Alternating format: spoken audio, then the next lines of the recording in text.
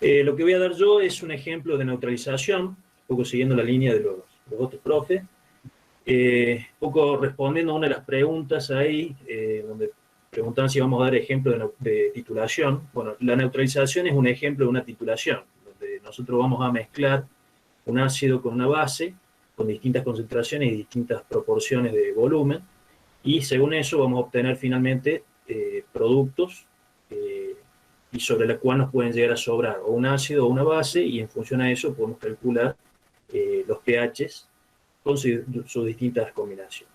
O sea que imagínense que este ejemplo que les voy a dar yo, que la mezcla de ácido acético con hidróxido de sodio, es como si estuviéramos titulando un ácido débil con hidróxido de sodio, que es una base fuerte, como titula. O sea, en este caso, lo que vamos a hacer es mezclar 50 mililitros de ácido acético, que es un ácido débil, como dijimos, 0,3 molar, con 25 mililitros de hidróxido de sodio, 0,2 molar. Entonces, lo que primero tenemos que hacer es plantear la ecuación, el ácido más la base, esto nos va a dar la sal, más un subproducto que es el agua. Esto ya sabemos que está balanceado, y eso es fundamental para poder hacer después los cálculos. Lo que tenemos que hacer es una tabla. O sea, recuerden que este tipo de ejercicio combina dos temas. Uno es reactivo limitante, que lo han visto en la primera parte de la materia, y ácido base, que es lo que van a ver a partir de ahora. Entonces, lo que tenemos es los volúmenes de cada una de las soluciones que estamos utilizando: 50 mililitros de ácido y 25 mililitros de la base, con las concentraciones que habíamos planteado. Acá hay un... A ver... Aquí hay un error, perdón, acá es 0,3, ¿sí? Ténganlo en cuenta. Entonces, en función de esto, las concentraciones aquí, y en función a los volúmenes, vamos a calcular, acá el error está acá, 0,3, es 0,2. Lo que vamos a calcular es los moles que tenemos de cada cosa.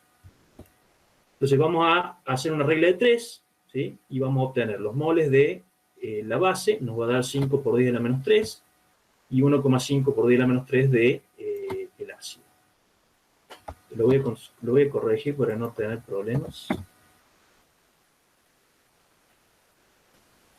Ahí está. Entonces, de lo que tenemos como moles de cada una de las cosas, siempre tenemos que tratar de identificar cuál es el reactivo limitante. En este caso, el reactivo limitante es la base, el hidróxido de sodio, y nos va a definir la cantidad de moles que va a reaccionar de cada uno de los compuestos.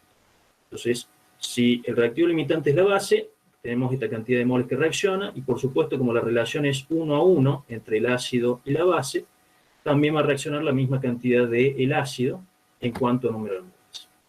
Cuando hacemos el balance final, vamos a ver que de lo que teníamos de la base y lo que reaccionó, no nos va a sobrar nada, mientras que de lo que teníamos del ácido, lo que teníamos de lo que reaccionó del ácido, va a tener un sobrante de moles de ese ácido. Y por supuesto vamos a obtener la cantidad de moles de la sal, que como seguimos en cuanto a lo que es estequiometría, por cada mol de hidróxido de sodio, que es el limitante, vamos a obtener también un mol de la sal. Quiere decir que si reacciona esta cantidad de moles de la base, obtenemos esta cantidad de moles de la sal. Quiere decir que en el balance final vamos a tener moles de sal, moles del ácido y por supuesto los moles del agua, que no los vamos a utilizar para el cálculo. Pero con la diferencia de que ahora estos moles que tenemos al final de la neutralización van a estar en un volumen que va a ser aditivo en relación al volumen del ácido que colocamos más el volumen de la base que colocamos. Quiere decir que ahora tenemos 75 mililitros. A partir de los moles de la sal y del ácido que tenemos como resultante y del volumen que tenemos, podemos calcular ahora las concentraciones finales de cada uno de ellos. Fíjense que la concentración del ácido es el doble de la concentración de la sal. Y eso es importante para ver después las relaciones a la hora de calcular pH. Entonces, una vez que tenemos esto, de acuerdo a lo que recién les comentó Pablo, les explicó Pablo, fíjense que tenemos una sal con un ácido débil, y en la sal tenemos el acetato, que es el conjugado del ácido débil. Quiere decir que aquí en función a las concentraciones que estamos manejando, estamos en presencia de un buffer. Entonces, para poder calcular ahora el pH de esta neutralización, lo que tenemos que plantear son las ecuaciones correspondientes de todo lo que tenemos presente en la neutralización. Por un lado tenemos el ácido, que en presencia de agua nos va a dar ion acetato más hidronios, y ya, como bien lo mostró Pablo, la constante ácida es un valor que obtenemos por tabla y es de 2 por 10 a la menos 5. En el caso del acetato, que también está en la solución, este acetato está actuando como si fuera una base. En presencia de agua va a formar ácido acético, va a liberar oxidrilos, y esto nos va a dar una K de hidrólisis o una K básica, como mostraba Pablo. O sea, K de hidrólisis o K básica en este caso es lo mismo. Y esto se calcula como la K water dividido la K ácida del ácido acético. Y esto da un valor de 5 por 10 a la menos 10. Por otro lado tenemos el sodio, que como ya saben, el sodio es el ácido conjugado del hidróxido de sodio. El hidróxido de sodio es una base fuerte, por lo tanto este ion no va a hidrolizar, es decir, que la K de hidrólisis va a ser igual a 0. Y por último, la ecuación de autoionización del agua, que como ustedes ya saben, da un valor, tiene una K water de 1 por 10 a la menos 14. Entonces, en definitiva, lo que vamos a hacer, y como recién también les mostró Pablo, nosotros vamos a trabajar con la constante más grande, en este caso la K ácida, de 2 por 10 a la menos 5, y que proviene de la reacción del ácido en agua. Entonces vamos a plantear la constante ácida, donde sabemos que esa constante ácida va a ser igual a la concentración de los productos, de estos productos, dividido la concentración del reactivo, en este caso el ácido acético. En este caso, como nosotros ya tenemos concentración conocida del ácido acético, y por otro lado tenemos concentración conocida del acetato proveniente de la sal, y sabemos que al tener las concentraciones de ambas especies, nosotros tenemos una represión de ambas reacciones, y por lo tanto los valores de I y los valores de X van a ser extremadamente pequeños, para el cual no lo vamos a tener en cuenta a la hora de utilizarlos en esta ecuación aquí. ¿Sí? Fíjense que la concentración del ácido, nosotros vamos a suponer que esta concentración del ácido va a ser lo suficientemente grande en relación a lo que se disocia de este ácido, y por lo tanto vamos a suponer que esto se puede despreciar. Lo mismo en el caso de la concentración de la sal, de este valor, menos lo que se disocia como hidrólisis del acetato, vamos a suponer que 0,067 molar va a ser lo suficientemente grande en relación a lo que se disocia para poder despreciar. Entonces las aproximaciones que hacemos es, por un lado, la concentración del ácido acético, que lo tenemos aquí abajo, va a venir de la concentración del ácido, menos lo que se disocia, más lo que se forma a partir de la hidrólisis del acetato, pero dijimos que tanto X como Y son extremadamente pequeñas en relación a la concentración del ácido que tenemos acá. Por lo tanto, podremos despreciar. Del mismo modo, para acetatos, que proviene la concentración de acetato va a ser igual a la concentración de la sal, menos lo que se disocia por hidrólisis de ese acetato, más lo que se forma como acetato por la reacción del ácido acético. Tanto Y como X suponemos que va a ser suficientemente pequeño como para poder despreciar. Por lo tanto, eliminamos ambos términos, y lo que hacemos ahora es despejar la concentración de hidronios, pasamos el ácido multiplicando la constante, el ion acetato lo pasamos dividiendo, reemplazamos los términos en función a los valores que tenemos acá aproximados, y esto nos va a dar un valor de 4 por 10 a la menos 5 molar. Fíjense que es el mismo valor que le dio a Pablo con su ejemplo y con otras concentraciones. Pero lo importante aquí, ¿qué es? Es ver las relaciones que tenemos entre el ácido y la concentración de la sal. Fíjense que la concentración del ácido, como habíamos comentado recién, es el doble de la concentración de la sal. Y por lo tanto, la relación aquí, esto dividido de esto, me da un valor de 2, que multiplicado por la constante ácida, nos va a dar un valor de 4 por 10 a la menos 5. Esto traducido, fíjense, la concentración de hidronios totales que vamos a calcular acá, va a ser la concentración de hidronios provenientes de la reacción del ácido más los hidrógenos provenientes de la autoionización del agua. Pero como sabemos, la concentración de hidrógenos de la autoionización del agua la suponemos, en este caso, bastante menor a este valor de 4 por 10 a la menos 5 y por lo tanto podremos despreciarlo. O sea, en definitiva, el valor de pH va a ser el menos logaritmo de 4 por 10 a la menos 5 y nos va a dar un valor de 4,4.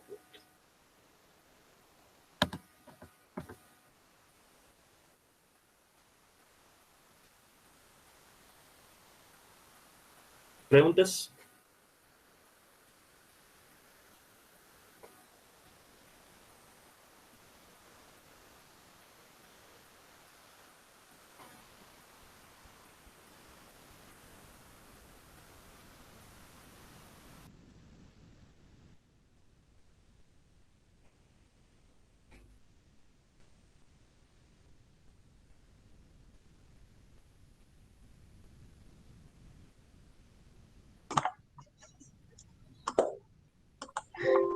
Bueno, si no hay preguntas de neutralización, o si hay. Ujú. Eh, si no hay ninguna pregunta de neutralización, vamos a seguir con la ejercitación de ácidos polipróticos y anfolitos. Acá Esteban dice que entendió una parte del cuadro, pero no sé concretamente qué parte del cuadro refiere. ¿Ese cuadro será? ¿Estás, Marcos? ¿O Sí, lo explican por chat? sí, sí. No he visto la pregunta, no veo la pregunta. Dice que no entendió el cuadro. A ver, por un lado tenemos... Poliprótico sí ahora. Ahí, fíjate, Pablo, si podés cambiarle el 0,2 por 0,3, porque había un error ahí. ¿Acá? Sí, ahí. A ver, el cuadro este lo que sintetiza es, por un lado, los volúmenes de cada una de las soluciones, de 50 y 25 mililitros, luego las concentraciones de cada una de las soluciones, el ácido y la base, y luego lo que hacemos es una regla de 3. ¿Sí? En el caso del ácido, la regla de 3 sería, si tenemos 0,3 moles cada 1000 mililitros, en 50 mililitros, ¿cuántos moles? Tenemos 1,5 por 10 a la menos 2 moles.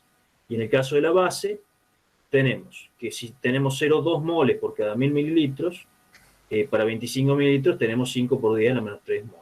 ¿Sí? Luego lo que ponemos es lo que reacciona, ¿sí? En función a la cantidad, o sea, como la relación es 1 a 1, el reactivo limitante va a ser el que menor cantidad de moles tenga, en este caso el hidróxido de sodio. ¿Sí? Entonces, por lo tanto, lo que reacciona es 5 por 10 a la menos 3 para ambos casos, y luego en el balance final lo que nos sobra es el ácido, no nos sobra nada de la base, y formamos parte de la sal con el agua.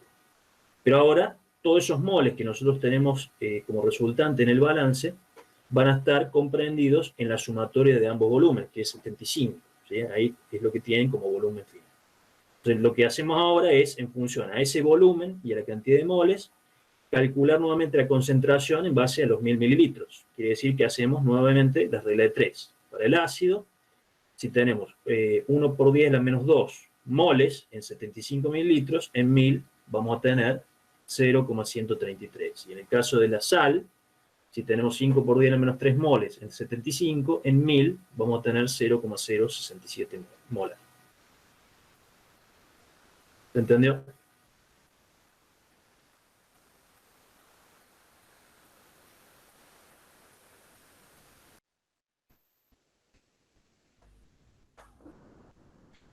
Ahí está, sí. Sí, se entendió, dice. Gracias, Marco. Carlita, ahí puse, profe, ahí puse el... Bueno, gracias, Pablito. Bueno, chicos, vamos a hacer ahora un repaso de ácidos polipróticos y anfolitos. Para empezar, ¿qué es un ácido poliprótico? Es un ácido poliprótico cuando se tiene más de un protón ionizable. Ustedes en el apéndice que tienen, ahí van a encontrar varios ácidos polipróticos, por ejemplo el ácido cítrico, el ácido carbónico, el ácido fosfórico. Ahora lo que vamos a hacer es trabajar sobre el ácido fosfórico, pero el mismo análisis se harían con cualquiera de los otros ácidos polipróticos. Entonces, tiene más de un protón ionizable. En el caso del ácido fosfórico, tiene una constante 1, una constante 2 y una constante 3. A cada una de las reacciones de disociación está involucrada en función de su constante. Entonces, por ejemplo, vemos en el primer renglón que el ácido fosfórico, cuando se enfrenta al agua, reacciona y me da fosfato de ácido más hidronios. Esa reacción de disociación en equilibrio corresponde a la K1. Después, si seguimos ese fosfato diácido, cuando lo enfrentamos en agua, como podemos ver en el segundo renglón. No sé, Pablito, si vos podés ir marcando con el cursor más o menos de cuál es la reacción que voy hablando, como para que se vea un poquito más. Cuando, por ejemplo, tenemos fosfato diácido más agua y se disocia y me da fosfato monoácido más hidronio, la constante a la cual se le asigna ese equilibrio es la constante 2, y por ejemplo, si seguimos trabajando con este ácido, el tercer protón ionizable, que es el fosfato monoácido, cuando se enfrenta al agua, me forma fosfato más hidronio, y a esa reacción de disociación le corresponde la constante 3. ¿Sí? Bueno, esto es para que vean qué valor de constante se le asigna a cada reacción de disociación. Ahora, como pueden ver, en la segunda y en la tercera, que están pintados de distinto color, el fosfato diácido y el fosfato monoácido, esos dos compuestos, esas dos especies de ese ácido poliprótico, pueden también hidrolizar, porque fíjense en abajo, supongamos que partimos de una sal que sea fosfato de sodio, ¿qué puede ocurrir? ¿Sí? Ese fosfato de sodio se disuelve en agua, dándome sodio por un lado, que ya dijimos que no hidroliza, y fosfato. Entonces, cuando el fosfato se enfrenta al agua, se puede reaccionar, esa reacción la vamos a llamar reacción de hidrólisis 1, y me va a dar el fosfato monoácido más oxidrilo. ¿Qué valor de constante o cómo calcularíamos esa KH1? Va a ser igual a la K-water dividido la K3. ¿Por qué la K3? Porque como pueden ver, lo que se está formando es fosfato monoácido, ¿sí? Entonces por eso ahí se hace con la K3, y tiene un valor de 0,05. Ahora, si seguimos con las reacciones de hidrólisis, vamos a encontrar una segunda reacción de hidrólisis, que es cuando el fosfato monoácido, enfrentado al agua, me forma fosfato diácido más oxidrilos. ¿Cuál es la constante a la que se le asigna a esa reacción de hidrólisis? La KH2, que se calcula como K-water dividido la Ka2, porque la especie, digamos, que estamos formando ahí, el fosfato diácido, y bueno, resolviendo nos da ese valor. Y por otro lado, y la última constante de hidrólisis, que puede realizarse con esa sal, es el fosfato diácido, que enfrente al agua se hidroliza dándome ácido fosfórico más oxidrilo. Y a esa reacción de hidrólisis la constante que le corresponde es la KH3, que se calcula igual a la K-water dividido la constante ácida 1 del ácido fosfórico.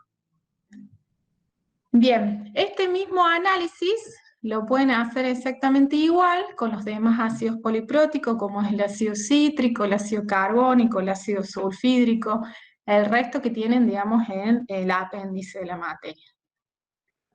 Eso es lo que vamos a ver de ácido poliprótico, y fíjense en que acá lo que pueden ver es la curva de distribución de especies del ácido fosfórico, Y acá hay dos especies que en la filmina anterior estaban pintadas en violetita, que son el fosfato diácido y el fosfato monoácido, que fíjense, si ustedes ven esa curva de distribución en función del pH,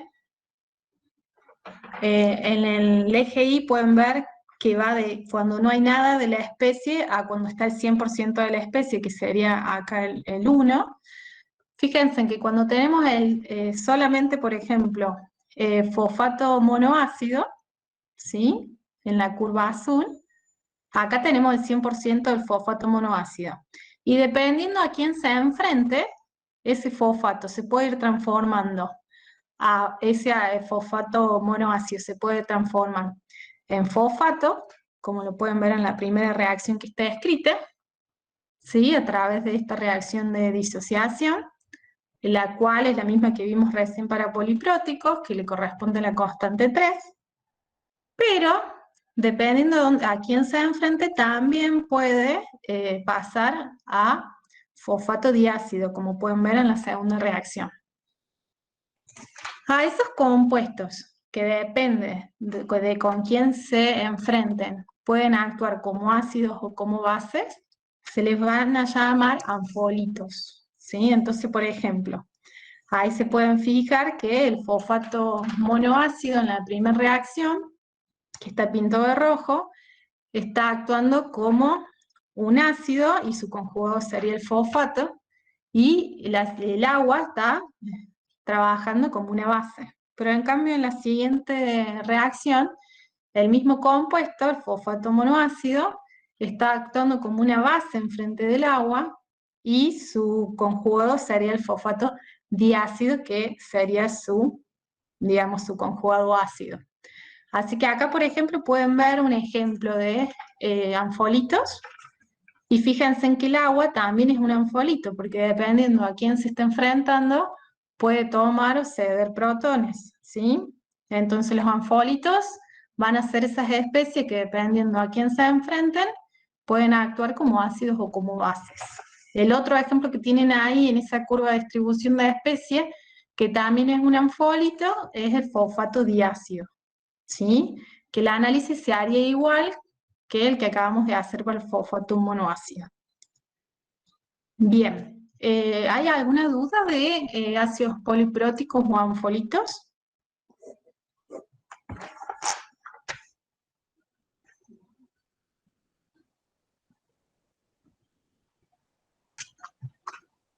Carlita, ahí Mateo pregunta que cómo se dan cuenta cuando trabaja como ácido o como base. Ahí, por ejemplo, cuando ves en la primera reacción, cuando está formando fosfato, sin duda va a ser el fosfato ácido va a estar actuando como ácido porque después tiene su conjugado que es una base. En cambio, en la reacción de abajo, que partimos, digamos, del el fosfato ácido y después me pasa a ácido fosfórico, está tomando protones, ¿sí? Entonces acá me está actuando como una base y me está liberando oxidrilo. Lo puedes ver de varias formas, como si está perdiendo o tomando protones o si está liberando hidronios o oxidrilos, ¿sí? Otros ejemplos de anfolitos que van a encontrar también son en los otros ácidos polipróticos. ¿Sí? Por ejemplo, el ácido carbónico, el bicarbonato es un anfolito. En el ácido cítrico, el citrato ácido o el diácido son anfolitos.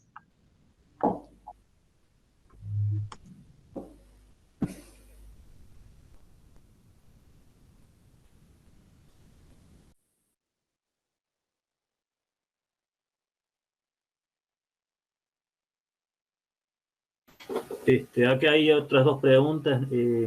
Paloma, si no nos dieran la reacción, ¿cómo nos daríamos cuenta? No sé aquí va la pregunta, Paloma. Ailén, base polivalente, ¿lo pueden explicar? Bueno, sería el mismo caso que lo que explicó la profe, pero en vez de liberar protones, liberan oxidrilo.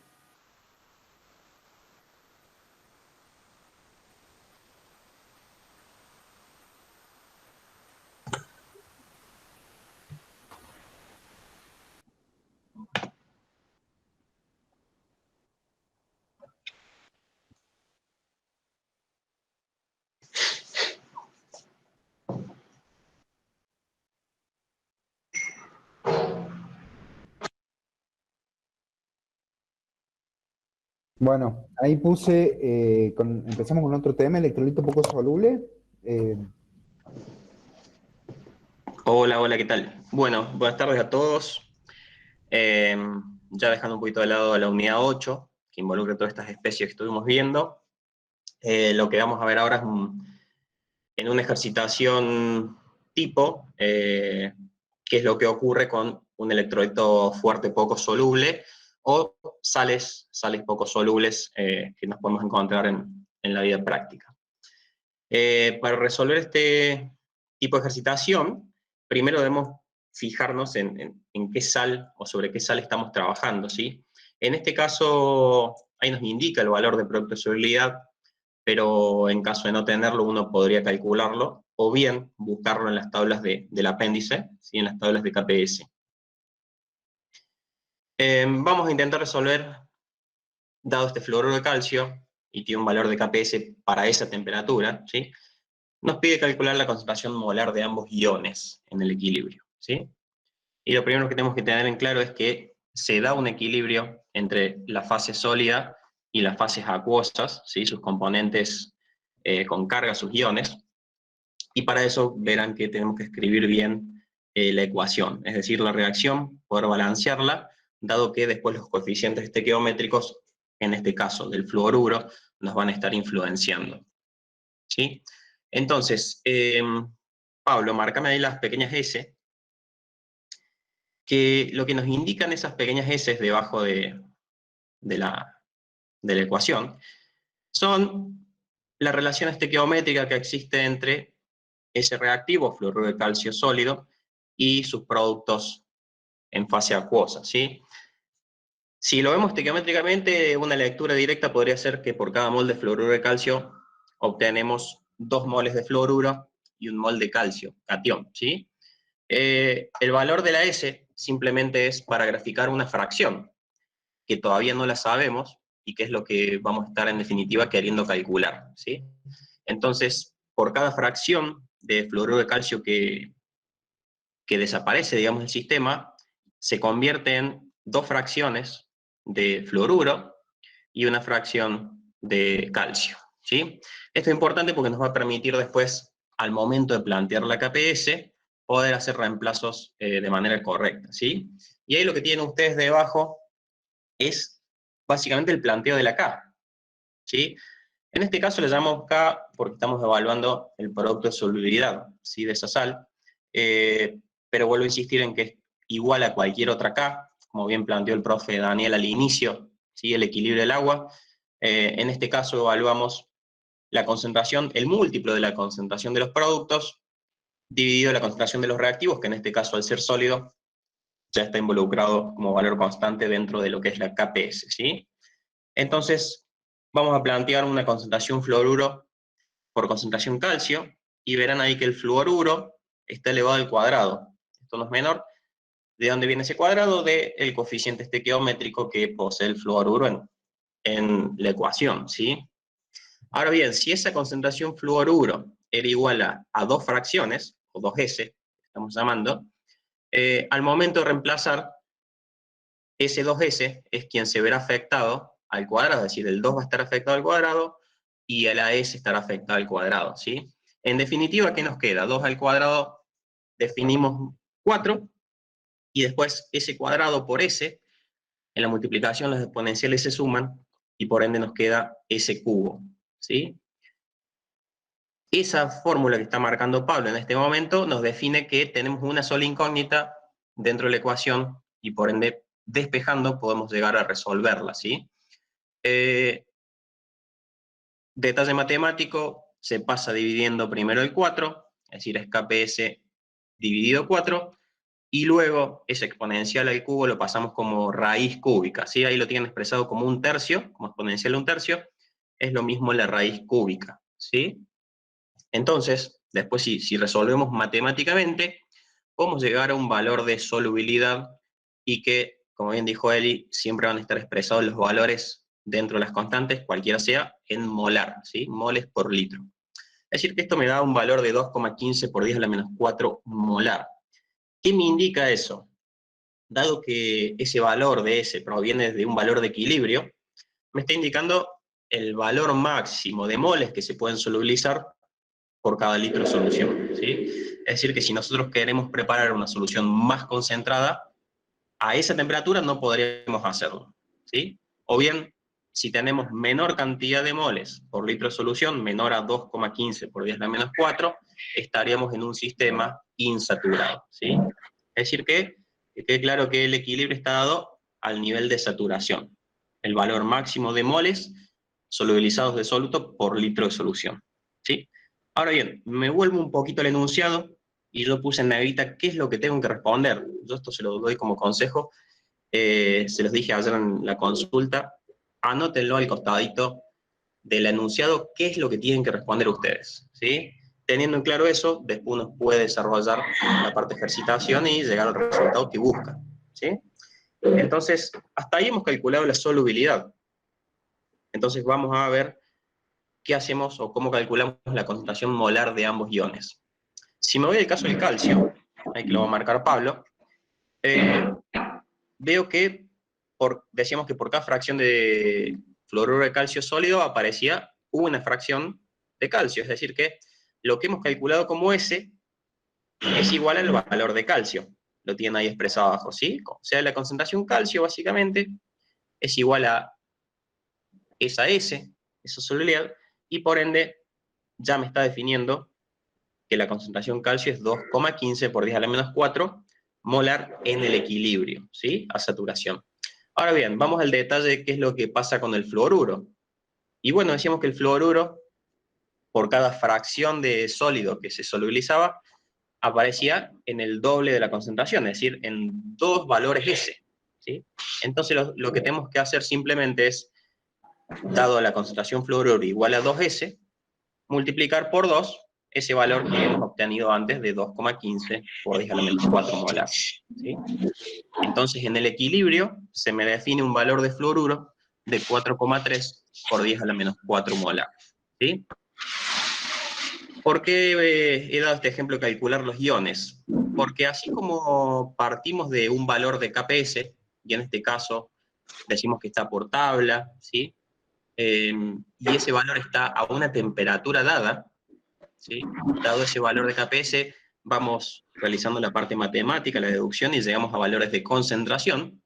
Yo les planteo si al modo inverso se podría realizar, es decir, partimos de concentración calcios o fluoruros en equilibrio y determinamos o podemos calcular en un proceso matemático inverso, llegar, digamos, a un valor de KPS, ¿sí? Que puede darnos otro valor si está expresado a otra temperatura, ¿sí? Esto lo quiero graficar porque generalmente hacemos una linealidad entre KPS, desarrollamos y llegamos a un valor de solubilidad, pero bien podríamos partir de un valor de solubilidad de cualquiera de los componentes de la sal e ir hacia arriba en el proceso matemático y llegar a un valor de KPS, ¿sí? Bueno, este ha sido un pequeño ejemplo para que tengan a lo mejor una sal que no sea estequiométricamente 1 a 1, ¿sí? Y poder graficar 2 concentraciones distintas en el equilibrio de los 2 componentes de una sal poco soluble. Si tienen alguna duda, consulta, los leo.